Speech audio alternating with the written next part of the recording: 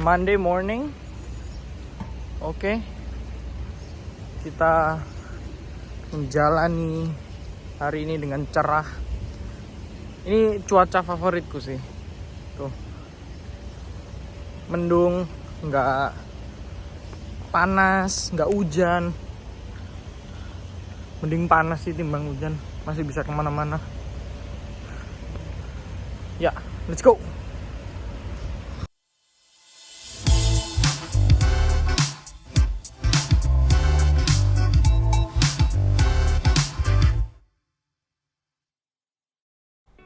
Oke.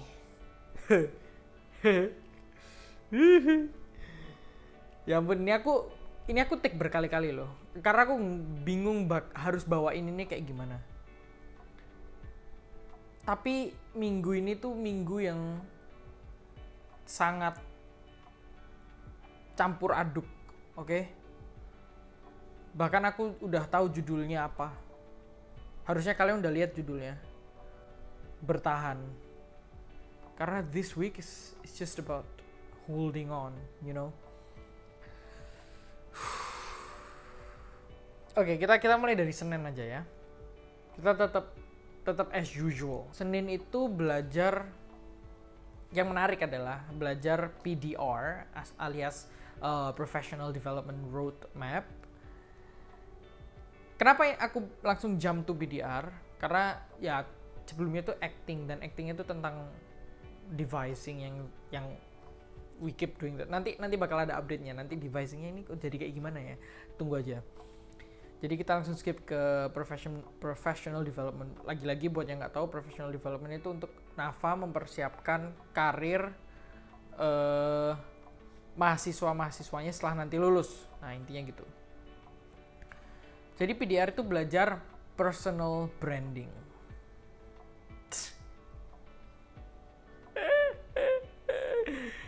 Ya, jadi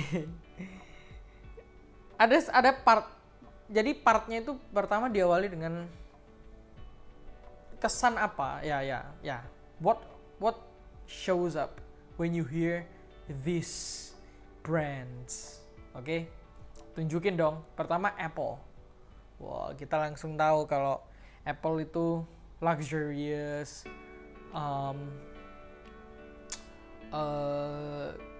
appealing, apalagi expensive, glamorous gitu ya. Kita kan langsung dapat kesan itu Apple. Langsung top of mind, langsung kayak expensive, fancy gitu-gitu ya kan. Lanjut ke Lady Gaga. Lady Gaga itu langsung anak-anak tuh rame tuh. Ada yang ngomong seksi, ada yang ngomong apalagi seksi, sensual. Kayaknya aku yang nyebut sensual. Pada bilang controversial. Langsung keluar kan Lady Gaga gitu. Sebenarnya Lady Gaga itu juga multi talented menurutku. She's a very multi talented lady. Gaga. Terus yang ketiga. Wikipedia. Anak-anak itu langsung unreliable. Terus starting point, entry point.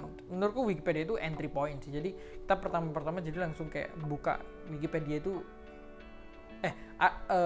orang ini atau sesuatu ini tuh rangkumannya seperti apa. Nah, baru kita surfing di sumber-sumber yang lain. Kita ke YouTube lah, kita ke website yang lain lah, ke blog yang lain lah gitu ya kan, Wikipedia. Terus yang terakhir, ini nggak tahu ya kenapa guruku pakai ini sebagai contoh. Yang terakhir Christianity coba. Hey, Christianity, kok bisa Christianity itu brand?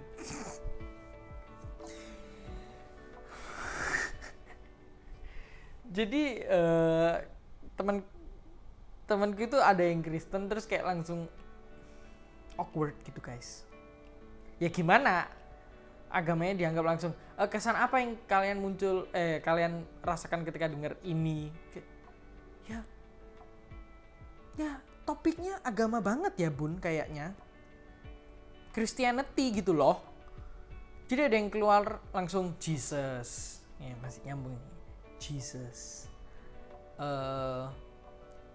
cross, kan masih nyambung Jesus, cross masih nyambung. Terus holy, ya kan, holy. Terus mulai kacau. Ada yang bilang fiction. Fiction guys, fiction.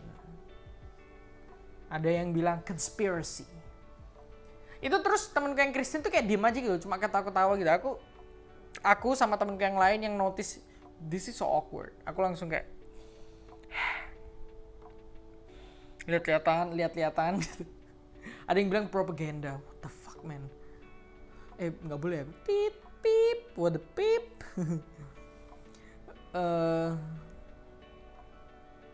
Terus ya oke. Terus habis gitu kita langsung udah bahas itu semua dan teknik-teknik personal branding, jadi kayak getting very technical. Jadi kita mending skip aja.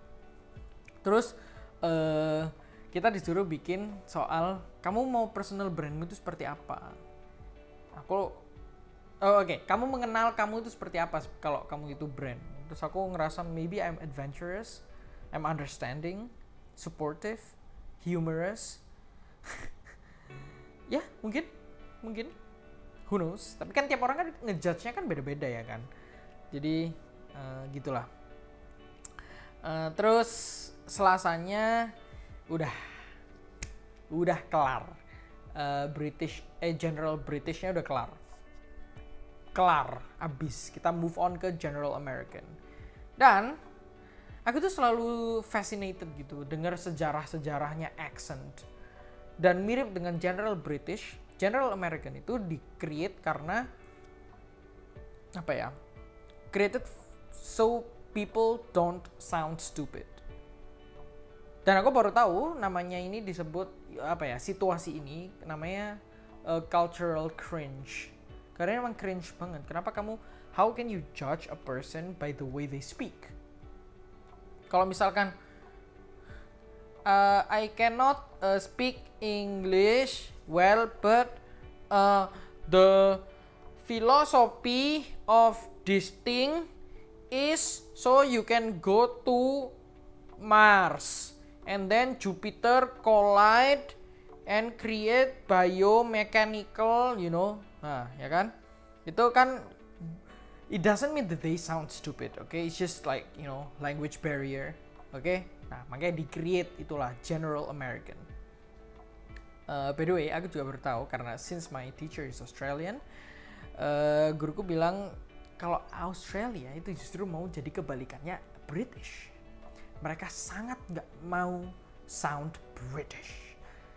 They just don't want to sound colonial. Apa itu penjajahan? Kita free country. Jadi di-avoid. Hal-hal kayak itu di-avoid. Dan setelah akhirnya kita go in depth kayak ini General American itu jadi kayak gimana sih? How do they sound gitu? Aku ngerasa aku general aja. My accent is just neutral accent. Nggak yang pakai certain accent gitu, just my own accent. Jadi city, bottle, little, liter, better. Oh, city, bottle, little, liter, better. Ya. Tapi aku ngerasanya General American itu buat aku kerasa kayak black people neighborhood. Aku nggak tahu ya, mohon maaf, aku nggak tahu istilahnya apa.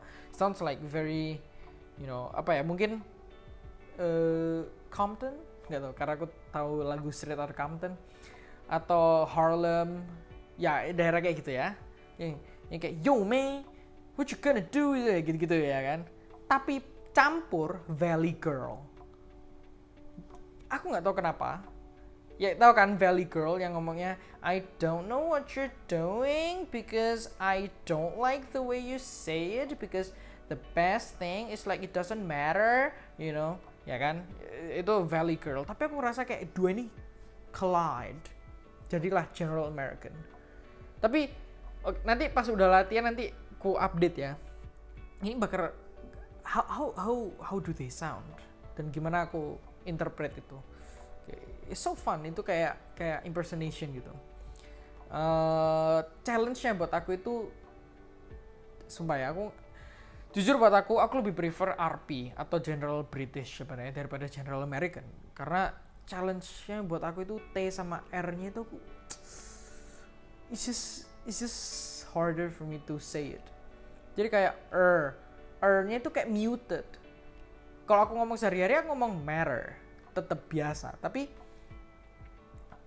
aku suka ketika on stage, aku sukanya meta. Karena jauh. Gimana ya? Gak muted gitu. Aku nggak ngerasa di stageku yang kecil itu aku bisa reach ke semua orang kalau misalkan aku pakai General American gitu. Karena aku ngerasa I always mute myself when I say it. Ya, kira-kira gitu. Sorry. Habis gitu pulangnya dari Selasa itu kita ke acting excursions gitu. Kita ke museum. Dan ternyata ya, emang benar kata si Albert Einstein itu. Or at least siapapun yang bikin dia quote dengan muka dia, ya kan, tau kan. Everybody can do it. Bisa aja aku bilang, jangan pipis sembarangan, dash antang, terus udah muka aku, terus kayak kelihatan aku yang ngomong padahal bukan aku. Jadi at least aku tahu dari Albert Einstein, the more you learn, the more you realize how much you don't know. Tapi dia ngomongnya pakai first person sih. The more I learn, the more I realize how much I don't know. Siapa itu keluar? Dan by the way ini udah jam 1 ya guys. Jam 1 pagi. Heidi. Terus lanjut ke acting excursions, ke museum, ke National Gallery. Mau in frame. Nih, in frame. Dengerin podcast Lulus Sensor di Spotify, Apple Podcast sama Noise. Nah, itu gue cut nanti ya, gue cut. Jadi kalau ada jumping itu aku barusan nge-cut dia promosi. Terus banyak banget yang sebenarnya, sumpah ya, kayaknya aku bakal mau lagi deh ke National Gallery itu. Karena ternyata banyak banget yang aku belum lihat. Itu it's a national gallery guys. Itu kayak nasional gitu.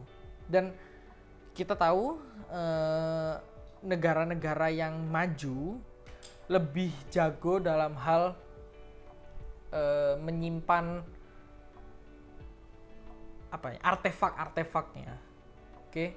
Aku bahkan kepo banget, saking keponya, what kind of technology that you use to keep this alive gitu. Jadi aku tanya soal kertasnya itu masih clean gitu. Jadi mereka bahkan invest soal kayak apa ya, dry apa ya, pelembab lah. Jadi supaya kertasnya itu nggak rusak, nggak dimakan usia gitu. Dan bahkan mereka juga punya teknologi di mana mereka bisa ngebaca lagi tulisan yang udah nggak bisa kebaca lagi gitu. Jadi kayak di puzzle dan terus begitu kayak di, anggap aja kalau game di remaster lah ya. Itu enggak ya? Bukan itu yang pas ya, analogi yang pas. Jadi dibagusin gitu supaya kita direstorasi. Terus dan ternyata banyak banget hal tentang Indonesia di sana. Jadi menurutku itu bukan hanya National Gallery sih, itu bisa jadi kayak Southeast Asia Gallery. Jadi by the way ketemu ngelihat ada seorang apa ya, performer asal Indonesia, ibu nggak tuh, Kakak Melati Suryodarmo, itu 4D performance, at least istilahnya yang aku tahu. Dia juga sempat ngajar di Nafa by the way, terus habis itu sekarang websitenya udah nggak ada. Mungkin kayaknya memang udah nggak ngajar, tapi berarti gitu ya, kalau udah nggak ngajar dihapus gitu langsung.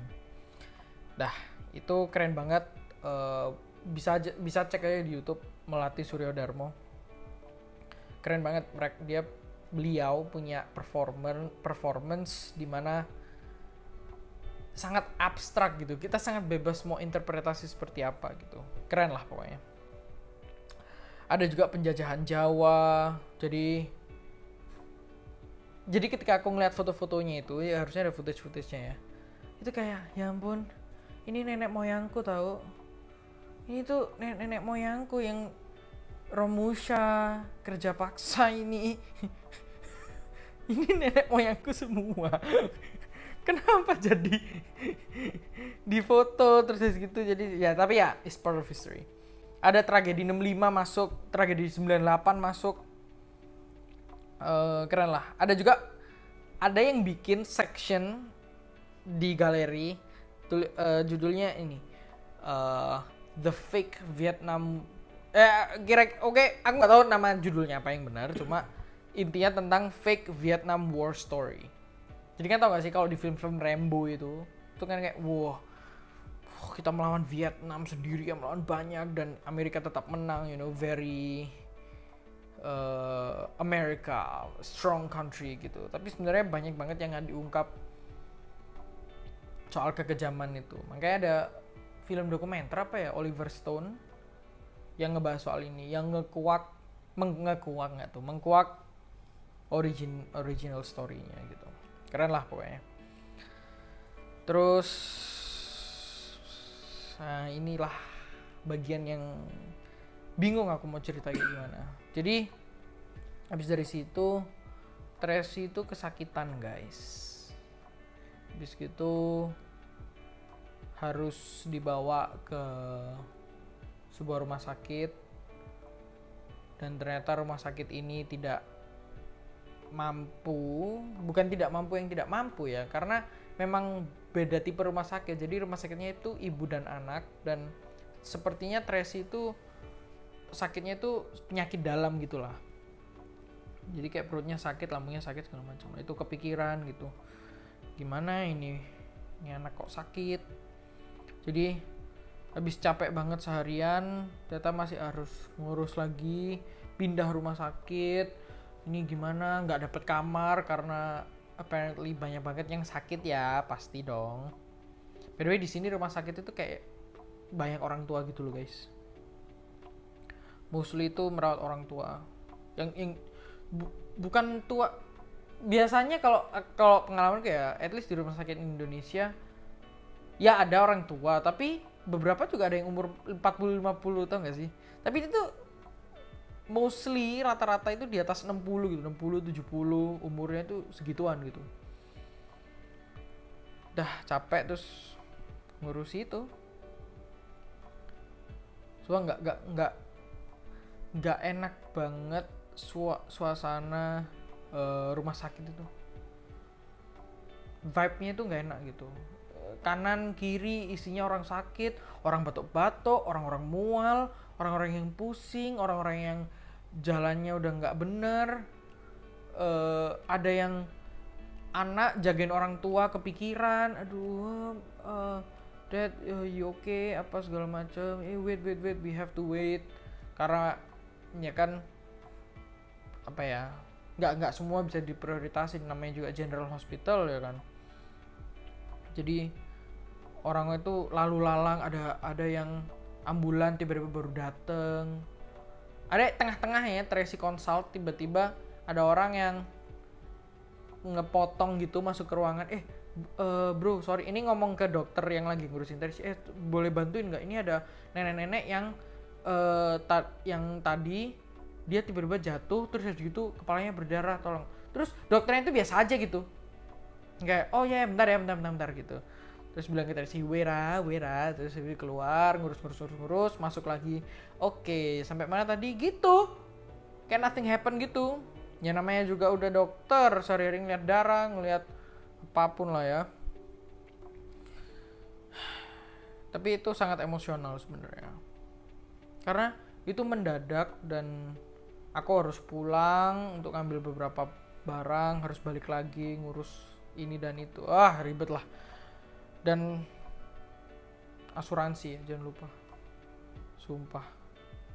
Asuransi kalau kita nggak asuransi itu sama kayak asuransi nggak pakai ransi, rasanya itu kayak gitu. Itu banget. Tolong, asuransi itu kayak pakai helm ya. Emang nggak dipakai, tapi kalau ada ketika jatuh kan selamat tuh kepala. Terus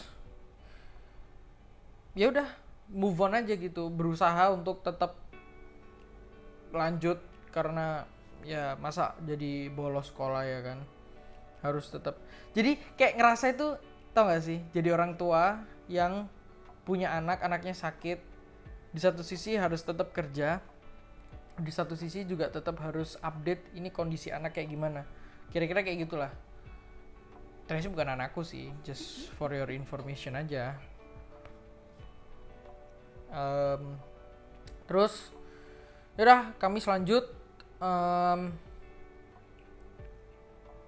movement ya. Ini aku mau highlight langsung ke movement aja. Ini movement seru banget sumpah. 6, 5, 4, 3, 2, 1. Happy New Year.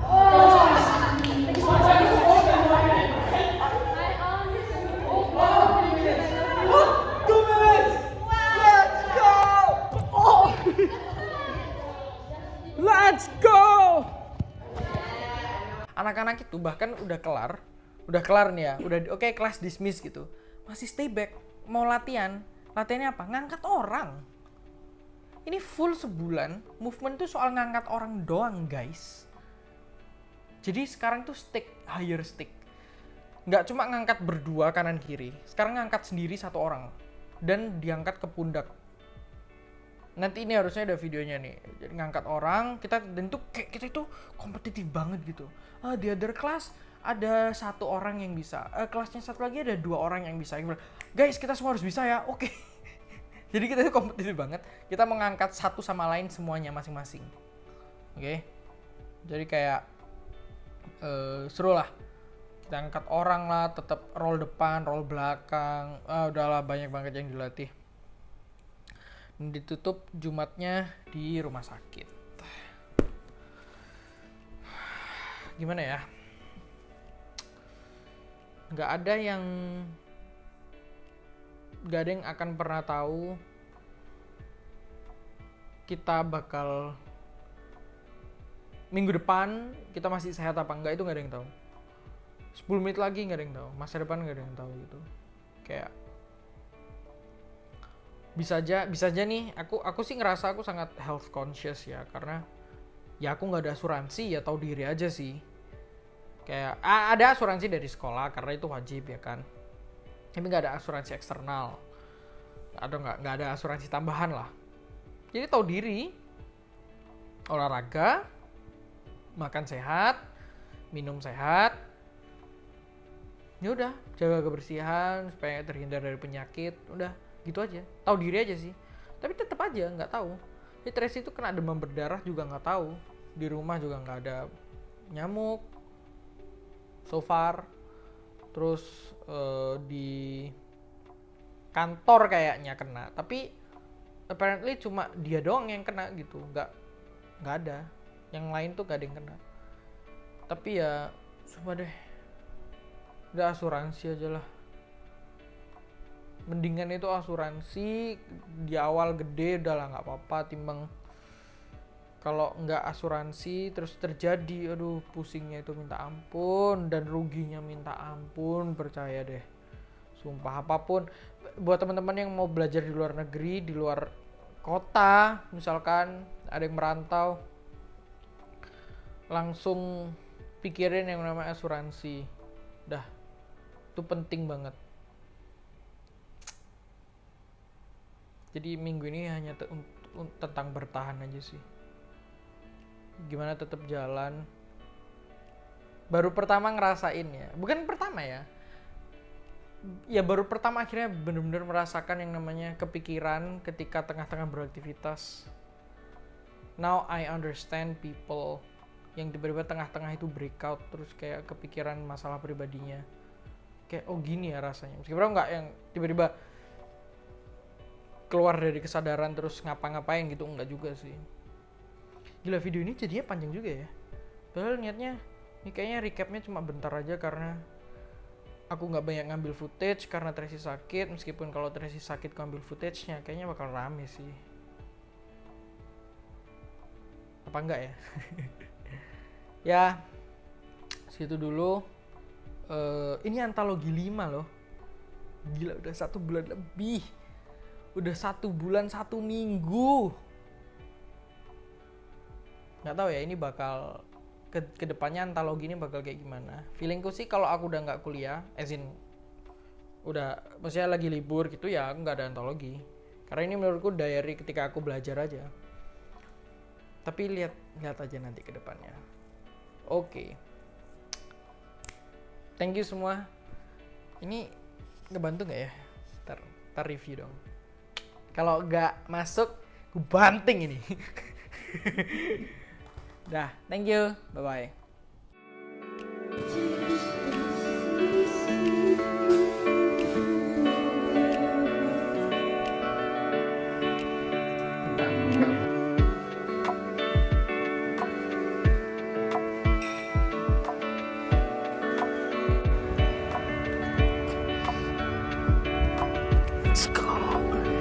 Let's go.